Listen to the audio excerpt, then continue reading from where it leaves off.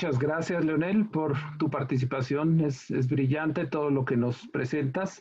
Y pues vamos a pasar a la parte de las preguntas. Este foro se llama Diálogos en Red y es lo que finalmente quisiéramos establecer con nuestros brillantes ponentes del día de hoy. Una de las principales preguntas, doctor Nurko, nos preguntan, la combinación de laxantes, ¿resulta más útil que manejar una monoterapia? Laxantes tal vez con diferente mecanismo de acción y hacen mucha referencia a los xenócidos. ¿Qué utilidad pueden llegar a tener? Sí, bueno, la pregunta tiene dos partes, ¿no? Claramente sí se pueden agregar laxantes. La evidencia que más existe es utilizar osmóticos y agregar estimulantes. Pero no hay estudios, pero yo rutinariamente sí agrego estimulantes a los secretagogos. A los prokinéticos no, porque es parecido a los estimulantes, pero a los prokinéticos a veces les hemos agregado osmóticos.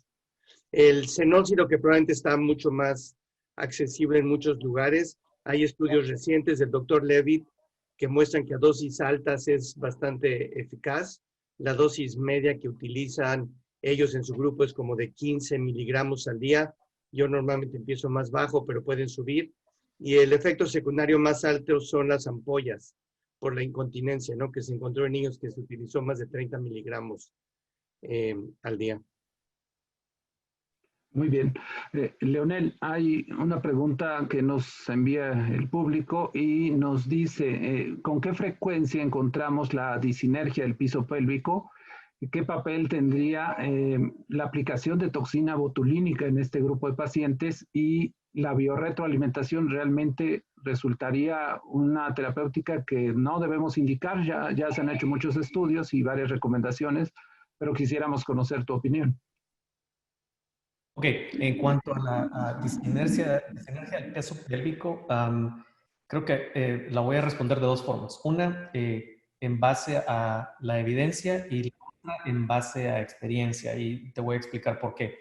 En base a la evidencia, porque han habido series de papeles recientes que han hecho manometrías rectales en pacientes pediátricos sumamente jóvenes, algunos con sedaciones parciales, y tratan de hacer el mismo protocolo que hacen en pacientes adolescentes o adultos, y reportan disinergia del peso pélvico, incluso en niños de edad escolar o más pequeños, que le puedo pedir su opinión, le voy a pedir su opinión al doctor Nurko de eso también. Yo no estoy muy de acuerdo con eso. Creo que no es lo mismo tener un adolescente o un paciente adulto que le pidamos que simule defecación a un niño de 3 años, 4, 7, 8, 10 años, que no se siente cómodo o que no coopera, y tratar de sobrediagnosticar esto.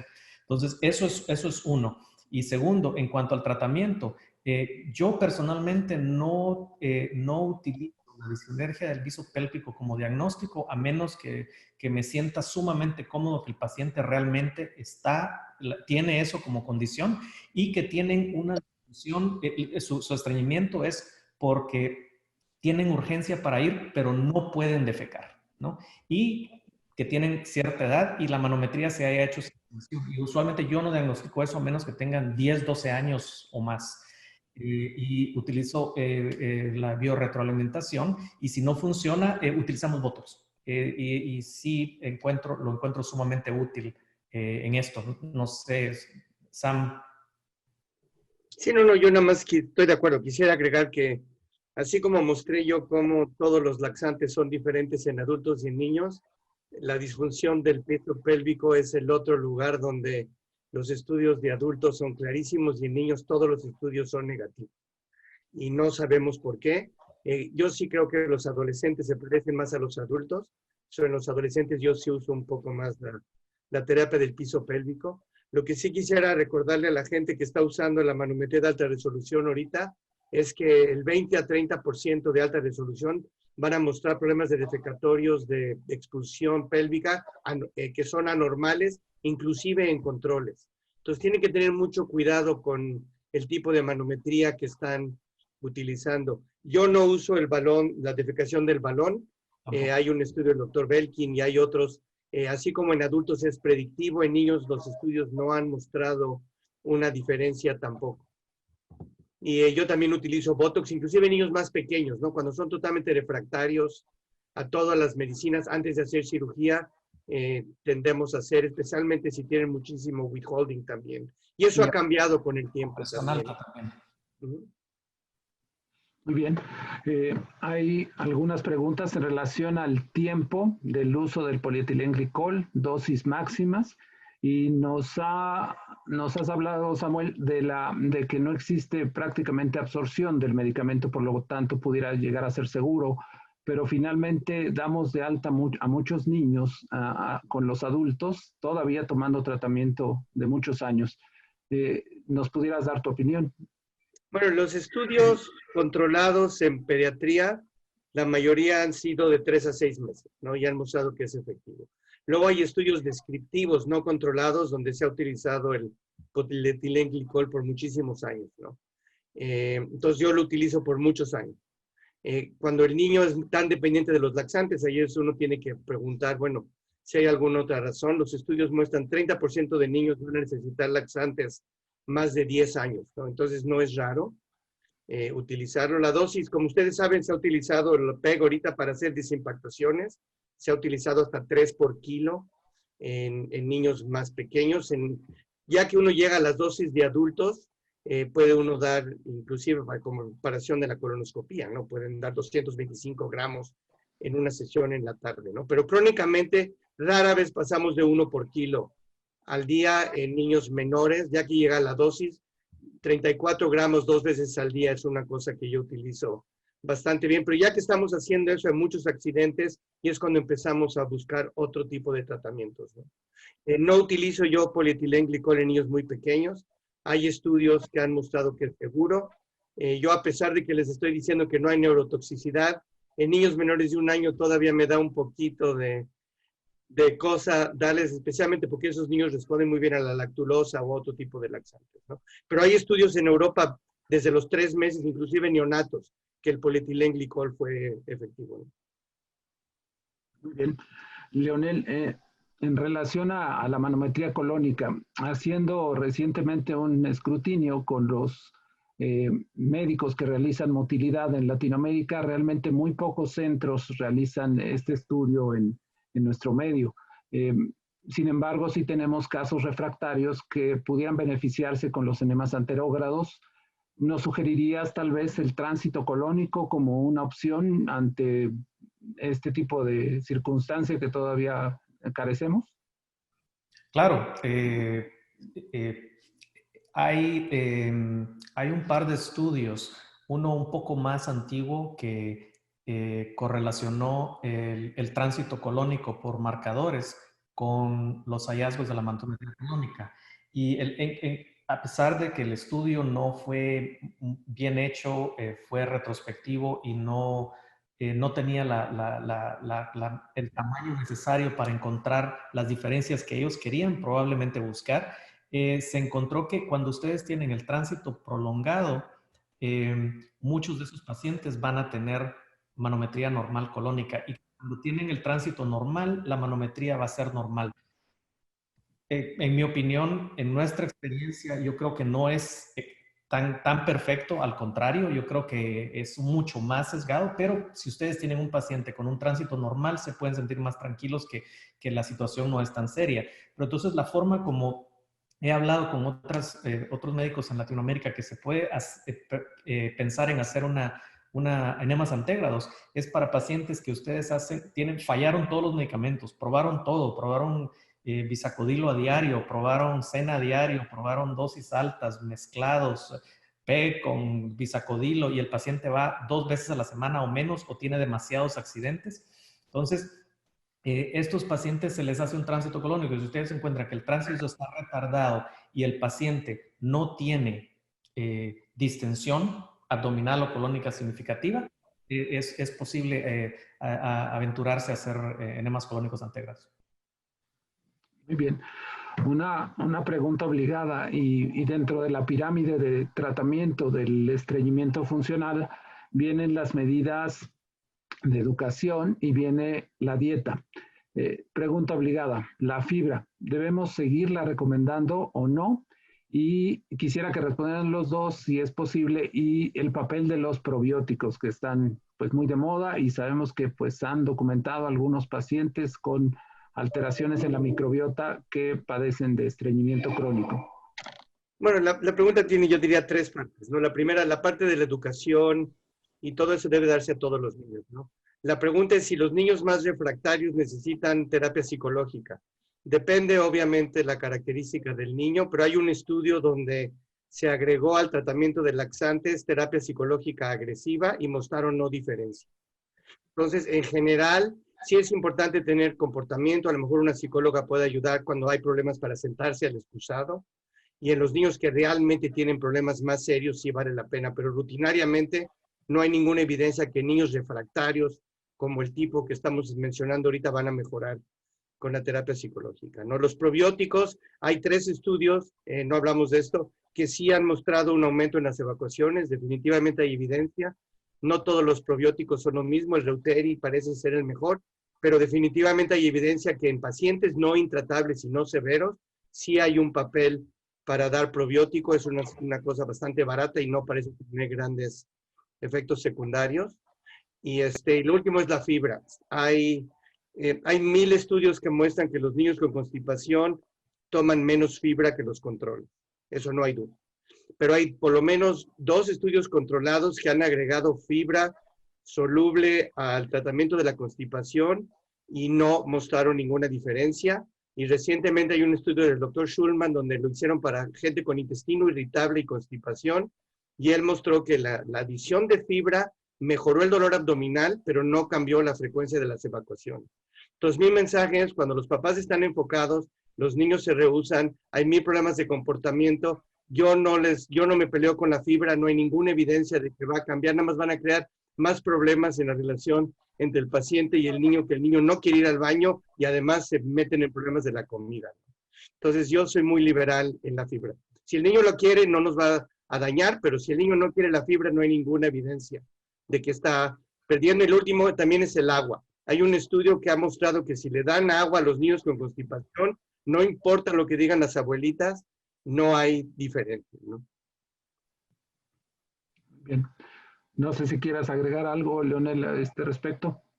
Bueno, lo que puedo decir es, por ejemplo, la utilidad real que encontramos nosotros que trabajamos en este campo en el uso de la fibra es, por ejemplo, tenemos un paciente que está en PEG y está en bisacudido y le está yendo de maravilla. El tratamiento es a largo plazo. El estudio que hicimos con el doctor Nurko encontró que los niños necesitan 6, 8, 9, 10, 12 meses. Tratamiento intenso para que el colon se recupere y podamos bajar el medicamento. Entonces, lo que sí hemos encontrado es que la fibra es útil después. Por ejemplo, mantenemos el tratamiento, empezamos a hacer la dieta. No les decimos a los pacientes que esperen que la dieta va a hacer ningún cambio, pero lo que nos sirve es mantener una buena dieta y cambiarla bien con alta fibra para que cuando empecemos a bajar los medicamentos, esa sea la base del tratamiento del paciente, ¿no? Y hemos tenido más éxito cuando el paciente se recupera bien la dieta para quitarle los medicamentos, pero no ha tenido ni un efecto en el estreñimiento antes de empezar el tratamiento. De antemano, digo, en mi opinión, si tienen un paciente que les llega con problemas de defecación y le cambian la dieta y con eso se resuelve todo, no estoy seguro que lo podemos llamar estreñimiento. Muy bien. No, simplemente no tiene la dieta adecuada a lo que su cuerpo está diseñado a hacer, ¿no? O sea, no sé. Muy bien. Hay algunas inquietudes en relación a la dosis de los secretagogos, lubiprostone, linaclotide, y también en relación al prucalopride y en relación a los grupos de edad en los cuales se trabajaron estos protocolos, doctor Nurko. Bueno, la prucaloprida es el más fácil porque utilizaron niños de 6 meses a 18 años. La dosis que usaron fue de 0.04 miligramos por kilo hasta llegar a 1 miligramo en los niños más pequeños y en los más grandes 2 miligramos, que es la dosis del adulto, ¿no?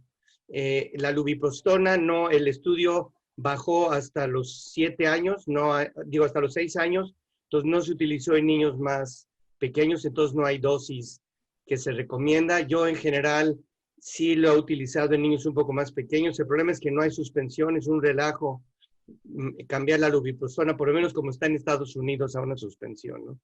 Y la linaclotida, como ustedes saben, el FDA puso lo que llaman un label, diciendo que no se puede utilizar en niños menores de 6 años, y la razón es porque hubo ratas neonatales que tuvieron diarrea y fallecieron por deshidratación, ¿no? Yo sé que aparte del estudio que completamos multicéntrico que está ahorita con el FDA, van a quitar lo que se llama el Black Label, ¿no? Ya se va a poder utilizar. En el estudio que se hizo, los niños más pequeños eran de 7 años. Yo sí lo he utilizado en niños hasta de 5 años. Tienen que tener mucho cuidado. La dosis de adultos es de 72 a 290. Yo en niños más pequeños sí podemos hacer la suspensión y normalmente yo empiezo a la 4ª parte de la dosis. Pero no está aprobado para niños para nada, ¿no? Eso no debe utilizarse como primera opción. Para nada, nada más creo que alguien preguntaba de la cisaprida. En Estados Unidos lo tenemos nada más como en el protocolo. Yo sé que en ciertos lugares del mundo existe. En el estudio que nosotros hicimos placebo controlado, la cisaprida sí fue útil en el tratamiento del estreñimiento. No es el mismo mecanismo que la prucaloprida o el tegacerol. Ahí empezamos con 0.1 por kilo hasta los 5 miligramos, o se puede duplicar hasta 0.2 por kilo. Leonel, todavía en nuestro país, en México, algunos pacientes de difícil manejo llegan a consulta, a veces consultas quirúrgicas, y el cirujano les propone una colectomía. La pregunta de la audiencia: ¿cuáles serían las indicaciones absolutas para realizar este tipo de procedimiento? Nos has aclarado que es importante la manometría colónica, pero ¿cuáles serían las indicaciones definitivas? Bueno, primero que es importante es entender que con el uso de los enemas colónicos antegrados existe una posibilidad relativamente alta de solucionar el problema, de recuperar la función colónica. Entonces, por lo menos nosotros que trabajamos en este campo no pensamos nunca en colectomía como el tratamiento inicial. Siempre es el último. Por ejemplo, ¿en qué situaciones haríamos una colectomía? Un paciente que tiene enemas colónicos antegrados, le funcionan, le va de maravilla, pero le empiezo a bajar y no funciona. Simplemente el colon es como un tubo hidráulico. Le pones líquido y funciona. No le pones líquido, no va. Le estudiamos y el colon no funciona. Entonces llega el paciente a una edad en que ya no quiere tener los enemas colónicos antegrados y quiere tener vida independiente de eso. Entonces podemos considerar hacer una colectomía en ese momento. Tenemos un paciente que tiene disfunción colónica total. Es un paciente que tiene un estreñimiento severo, muy distendido, y que por lo menos nosotros tenemos la capacidad, le hacemos la manometría colónica a todos y encontramos que aparte de que el colon está de este tamaño, no funciona. Hacemos una ileostomía, esperamos 1 año, 2 años, repetimos la manometría colónica. Y el colon funciona, empezamos a ver qué podemos hacer. Pero si pasan 2 años, el colon no funciona, esperamos 1 o 2 años más, repetimos la manometría, el colon sigue sin funcionar. Pasan 4 o 5 años. Yo creo que después, esto no se ha estudiado perfectamente, pero después de 5 o 6 años, un colon que ha estado con una ileostomía y la función no retorna, no va a retornar.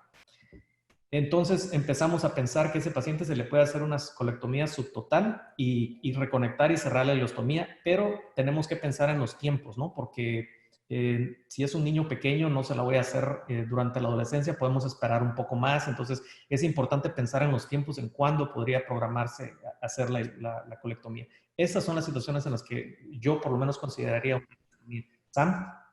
Sí, nada más quería agregar que obviamente yo creo que es muy importante para la gente, cuando hablamos de constipación intratable, no se les olvide que tienen que estar seguros que el paciente no tiene, antes de empezar a hacer, que no tiene Hirschsprungs, que no tiene un problema en la espina. O sea, hay un diagnóstico diferencial que no platicamos en esta plática, ¿no? Por ahí alguien preguntaba si hay que hacerles biopsias rectales a todos los pacientes. O sea, si la manometría anorrectal es normal, nosotros no rutinariamente hacemos biopsias, pero si ustedes están en un lugar donde el niño es intratable y no pueden hacer manometría no rectal, definitivamente hay que hacer una biopsia para estar seguros que el niño no está padeciendo de Hirschsprung, ¿no? Yo sí no quisiera dejar la plática sin recordarles que hay que hacer estudios antes, ¿no? De llegar a eso. Y si no tienen accesibilidad, a inclusive tratar Botox como un tratamiento antes de llegar a la colectomía. Yo estoy totalmente de acuerdo con lo que dijo Lío. Hay dos cosas un poco que hemos cambiado con el tiempo. Una es la tendencia hoy en día hay pacientes que realmente sí tienen un colon que está tan enorme y no quieren tener nada más la cecostomía como tal, porque probablemente no va a funcionar. Entonces hacemos resecciones parciales con cecostomía. Esa es una cosa, se protege la resección con la cecostomía, ¿no? Y esa es una cosa que hay publicaciones del doctor Levitt y ha sido nuestra experiencia ahorita también en nuestro centro colorectal. Entonces, en general, si vamos a hacer una resección, no confiamos que va a servir porque nos hemos quemado, como se dice, que le hemos quitado colon a niños que luego siguen con problemas. Entonces, los protegemos con una cecostomía, ¿no? Y la única excepción, hablando en plata y abiertamente, hay adolescentes de 16, 17 años que tienen mucho problema de evacuación, tienen dismotilidad del lado izquierdo y no quieren la cecostomía, quieren no tener cirugía. Entonces, algunas veces sí hemos hecho una resección parcial en adolescentes que se parecen más a los adultos, cuando mostramos que claramente hay evidencia de que el lado izquierdo del colon, ya sea por tránsito, manometría, inclusive cintigrafía, no funciona, ¿no? Pero esa es la excepción. Creo que entre más hemos hecho, menos colectomías hemos hecho, entre más aprendemos del peristin, menos cecostomía. Nosotros ahorita ofrecemos el peristin antes que la cecostomía. Hay pacientes que no lo quieren, obviamente, pero hay mucha evidencia de que evacuando van mejor, y eso me lleva al punto de que la mayoría de ustedes no tienen manometría colónica, ¿no? La manometría colónica, como decimos el doctor Rodríguez y yo, ayuda a entender un poco la patofisiología, pero no quiere decir que los pacientes de ustedes todos tienen que correr a Boston o a Connecticut a tenerlo, ¿no? Un niño totalmente intratable, con evidencia de que el tránsito no funciona, no ha respondido a nada, no, o sea, yo creo que está indicado que le hagan una cecostomía en su lugar de origen si no hay otra cosa. La motilidad colónica no va a cambiar lo que van a hacer, y sí subrayo, si ustedes ven los estudios, no todos los niños con cecostomía tienen manometría anormal. De hecho, muchos pacientes, y hay lugares, el doctor Levitt, ellos en general, hay muchos lugares donde no hacen la cecostomía, sino muestran que tienen buena manometría. Entonces, tener una manometría colónica normal no quiere decir que no tienen que hacer una cecostomía. Entonces. Muy bien, muy bien. Una última pregunta que el doctor Valdovinos por ahí realizaba de inicio. De forma reciente, el grupo de adultos nos presentaba pues la experiencia que hay de secretagogos y estos nuevos procinéticos en adultos que están ya, decíamos, comercializados en nuestro país. En niños la experiencia ha sido diferente. ¿Qué nos estará faltando? Pues ante esto, ¿serán más estudios o muestras mayores? ¿Qué opinan? Bueno, como les mostraba yo, o sea, si ustedes ven la eficacia terapéutica de los secretagogos, inclusive en adultos, es baja. Yo entiendo que se ha publicado y se han aprobado, pero la cosa terapéutica no es más del 20 al 30%, ¿no? Inclusive en los mejores estudios de adultos. En niños nos acercamos mucho a eso, pero el problema es que en niños los estudios son heterogéneos porque estamos metiendo niños de 5 años con niños de 18 años, ¿no? Y la patofisiología no es la misma.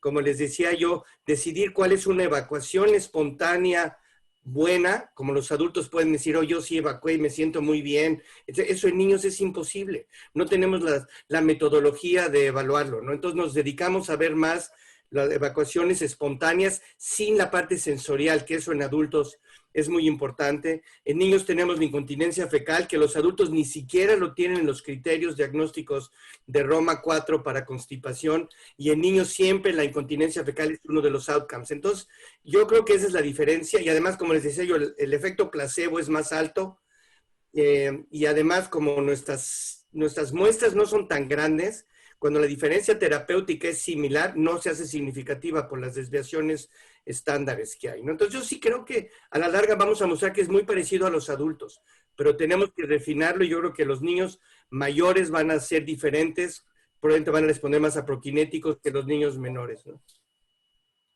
Muy bien. Leo, ¿algún mensaje final que quisieras darnos, Leo? No, totalmente de acuerdo. O sea, primero, reforzar el punto que Sam decía de que en esta plática nos enfocamos en el tratamiento médico y en el tratamiento quirúrgico, no hablamos de evaluación. Entonces, estoy viendo las preguntas en el chat y hay muchas preguntas en relación a cuándo hacer el tránsito colónico, cuál es la utilidad de la manometría colónica, cuál es la actualidad del Smart Pill en pediatría. Entonces, solo para cerrar, o sea, sí, todo esto probablemente tiene una utilidad. Creo que lo más útil que podemos encontrar para Latinoamérica por el acceso y por la fácil interpretación es el tránsito colónico, ¿no? Tiene una muy buena correlación con la manometría colónica, entonces se puede utilizar como un sustituto. Creo que en algún momento el Smart Pill, que es la cápsula inalámbrica de motilidad, va a ser aprobada en niños. Con Sam acabamos de terminar un proyecto grande con eso que está en fase de publicación y creemos que va a ser algo que va a cambiar la forma en que vamos a poder hacer tamizaje para estos pacientes y creo que nos va a disminuir la cantidad de estudios invasivos que vamos a hacer en estos pacientes. Y en cuanto al tratamiento, vi muchas preguntas también acerca de miedo al colon catártico al utilizar estimulantes laxantes por largo plazo. Si ven cuál es la definición de estimulante laxante, tiene 25, 30, 40 años la definición y es usualmente pérdida de austras en el colon por el uso de laxantes, que a la larga lo que nos hemos dado cuenta que lo que pasa es simplemente los pacientes que no responden a estimulantes laxantes tienden a empeorar y tienen ese tipo de complicaciones que realmente no son probablemente relacionadas al estimulante laxante, sino simplemente a la progresión de los problemas, de complicaciones de estreñimiento. Y nosotros lo que hemos visto, que fue el estudio que hicimos con Sam, es utilizarlo a largo plazo. Tenemos niños 2, 3 años en estimulante laxante y a todos se los hemos podido quitar. O sea, eso de la dependencia tampoco creemos que sea tan real. Pero nuestro estudio no fue controlado, no fue randomizado, entonces simplemente nos da una idea de que es muy posible que podamos utilizar estos medicamentos, subirlos, ciclar al paciente en alto, solucionar el problema y después poco a poco empezarlos a bajar hasta que le logremos quitar medicamentos. Y con eso, Sam, estarás de acuerdo que las tasas de cirugía que hemos hecho en los últimos 10 años comparados con los 10 años antes de eso son mucho más bajas. De acuerdo. Muy bien. Samuel, un mensaje final que nos quisieras dar. No, yo estoy totalmente de acuerdo con lo que el doctor Rodríguez dijo. Tienen que seguir la intuición clínica. Mucho del tratamiento es lo que para la mayoría de los pacientes no son intratables. Yo entiendo que hay ahorita muchos gastroenterólogos pediatras, hay motilólogos, por lo que yo veo. Entonces, claramente el tipo de pacientes es diferente, pero hay que ser consistentes y sí tratar y no tener miedo de los laxantes estimulantes. Yo creo que los nuevos medicinas van a darnos nuevas avenidas y si hay que hacer secostomías y cosas, no hay que tener miedo cuando los niños son muy intratables, ¿no? La calidad de vida es muy importante para estos pacientes. Claro, y solo un puntito para cerrar, José Antonio, que yo creo que es importante porque Sam tocaba algo muy importante que es el miedo de nosotros a ser más agresivo, ¿no? Cuando he ido a Latinoamérica siempre digo que hablamos de cómo evaluar a estos pacientes, hablo de cosas tan simples como el tacto rectal que nosotros se lo hacemos a todos, por lo menos una vez, porque he tenido un par de pacientes referidos por otro gastroenterólogo por estreñimiento y tenían ano imperforado. Y nunca se habían dado cuenta que lo que tenían era una fístula vaginal. Entonces, es importante y muchos me decían que no lo hacen porque si no, la familia ya no le trae al paciente de regreso porque no se sienten cómodos, que somos muy agresivos. Entonces, creo que es un punto muy importante que Sam menciona, que a veces tratamos el estreñimiento como algo conductual y tratemos a ser menos agresivos y nos olvidamos que buena parte de nuestro trabajo es mejorar la calidad de vida de estos pacientes. Y nosotros hemos tenido muchos pacientes que tienen estreñimiento severo, que no mejora con esto, pero como el niño no tiene ninguna complicación severa por tener accidentes, no hacemos mayor cosa. Y nosotros hemos tenido pacientes que hacemos ecostomías con motilidad normal porque la calidad de vida está afectando demasiado a este paciente, independientemente de la fisiología. Entonces yo creo que es importante, como decía Sam, tratar de evaluar a los pacientes en conjunto y tratar de ver a todo global para tratar de hacer el mejor tratamiento posible, haciendo lo que tengamos que hacer por estos pacientes. Sí, sí, lo último que ahorita que mencionó yo se me ocurrió, no traten el dolor con laxantes. Ese es el otro mensaje muy importante, ¿no? O sea, cuando hablamos de intestino irritable con constipación es muy diferente que la constipación. Entonces, no todos los niños con dolor abdominal tienen que ser tratados por constipación. Hay muchos estudios que muestran que sobretratamos, deshacemos limpiezas que no se necesitan. O sea, cuando hay mucho dolor tienen que echarse para atrás, decir, bueno, ¿qué está pasando realmente? ¿El problema es el tránsito o es el dolor o los dos? Y el tratamiento es diferente. Y ahí es donde los secretagogos pueden cambiar. Pero no se les olvide, el dolor no se trata con laxantes, ¿no? El medicamento sirve para ir al baño, no para quitar el dolor. Y el diagnóstico de estreñimiento es clínico, no con radiografía. Muy bien, pues muchas gracias. Creo que el objetivo de los diálogos en red se ha cumplido. Pudimos platicar bastante, obtener muchos datos de su experiencia y de una visión actualizada de lo que es la terapéutica actual en el estreñimiento en los niños. Quisiera agradecer a la Asociación Mexicana de Neurogastroenterología y Motilidad, al doctor Miguel Ángel Valdovinos, por la invitación a participar en esta parte pediátrica, y quisiera también agradecer a la empresa Miramar que nos hizo favor junto con Carlos Timosi y su equipo de transmitir esta sesión. Pues muchas gracias, les deseo buenas noches y que se encuentren muy saludables en todos los lugares donde están.